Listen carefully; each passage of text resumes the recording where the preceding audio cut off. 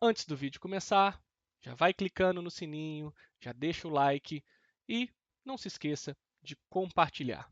Isso ajuda o canal a sempre ter conteúdos novos para vocês.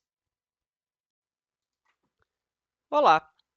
Dando continuidade à nossa disciplina, vamos entender um pouco o que nós, enquanto professores de ciência, enquanto professores de biologia dentro da ciência, devemos deixar claro para os nossos alunos. Que uma das características da vida é a química, como dito lá anteriormente na primeira aula. A organização em célula, o metabolismo, a excitabilidade, que é a capacidade de responder a um estímulo, a capacidade de reproduzir e a capacidade de evoluir. Esse tópico evolução, ele é muito chamativo, porque o professor de ciências, quando ele é um biólogo, a evolução ela faz sentido. Mas quando somos físicos ou químicos, ela talvez devesse mudar um pouco essa palavra evolução e ser abordada como adaptação, que é o processo de transformação e adaptação ao longo do tempo. Para um aluno, a evolução ela é mística. É como se fosse uma profissão de fé. Porque para ele, dependendo em qual série do ciclo ele estiver, ele vai ter mais dúvidas do que respostas. Uma outra característica da célula viva é a organização, se unicelular, se pluricelular. Uma outra característica é a capacidade de responder aos estímulos, como a planta mimosa púdica, que se fecha ao toque.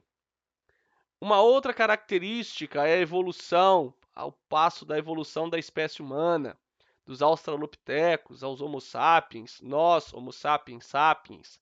E será que nós já não evoluímos? E será que agora nós não somos mais, ou pelo grau de conhecimento que nós desenvolvemos, nós não podemos agora ser classificados como uma nova espécie? Essa é a evolução.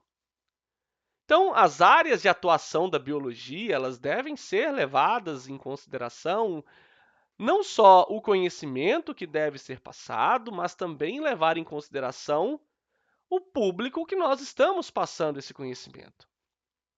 Então, nós temos desde a citologia, passando pela histologia, embriologia, genética, a evolução, a ecologia, a anatomia, a fisiologia e a taxonomia. Dentro da citologia, nós temos que deixar claro para os nossos alunos uma outra coisa muito importante, que todas as palavras criadas para a ciência ou de uso exclusivo da ciência, elas são traduzidas. Ou seja, se nós pensarmos num dicionário, por exemplo, como uma referência bibliográfica deixada aqui para vocês, o dicionário Aurélio, podemos saber que a palavra, quando buscada no dicionário, ela tem um significado. É a mesma coisa para a ciência. As palavras, elas muitas vezes são união de duas ou mais palavras que têm uma tradução. E se essa tradução ficar clara para o seu aluno, ele terá uma facilidade maior de entender onde ela se aplica. Então, cito, a exemplo disso, cito é célula. Logia, de logos, vem de estudo, estudo da célula. Histologia, que é o estudo do tecido.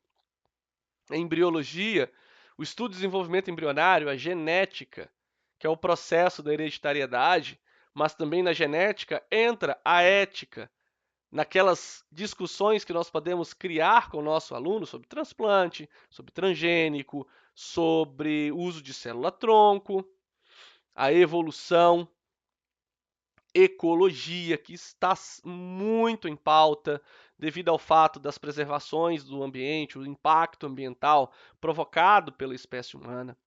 O conhecimento do corpo, não só na estrutura, como no funcionamento dessas estruturas, a anatomia, funcionamento, e a anatomia, forma e estrutura, e a fisiologia, funcionamento.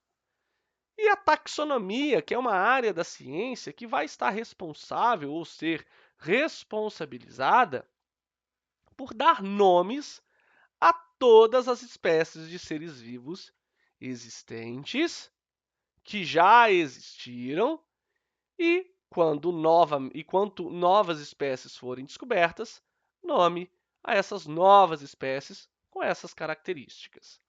Muito obrigado.